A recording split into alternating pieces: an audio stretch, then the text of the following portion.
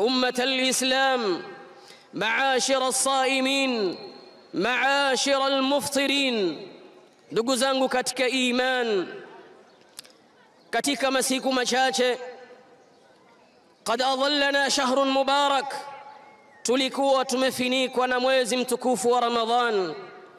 Tulikuwa tunaulizana mata Ramadhan, lakin baina ghamdati ainin wa intibahatiha, qadri ya kupepesa jicho, dakhala Ramadhan wa rahal, mwezi wa Ramadhani umeingia na umetoka.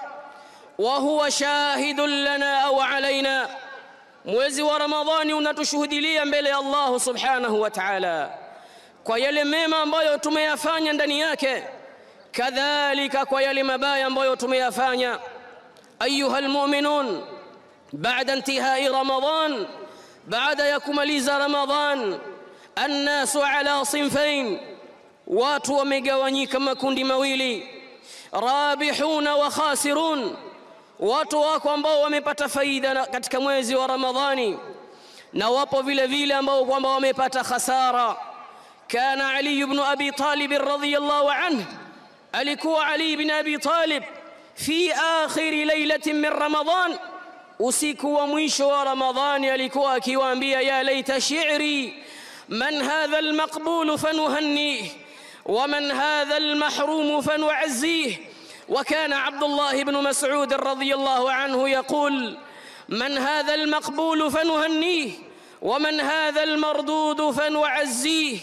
أيها المقبول هنيئا لك وأيها المحروم جبر الله مصيبتك. أيها المؤمنون عباد الله، بعد يكتكليز عبادة تفوتي katika mwezi ambao kwamba Mtume sallallahu alayhi wasallam kausifu kuwa ni shahrun mubarak, muislamu anatakiwa an yaftaha li nafsihi bab almuhasaba, ajifungulie nafsi yake kitabu cha muhasaba, ajifanyie hisabu nafsi yake. Madha qaddama li nafsihi fi Ramadhan, ni kitu gani kajitangulizia nafsi yake katika mwezi wa Ramadhani.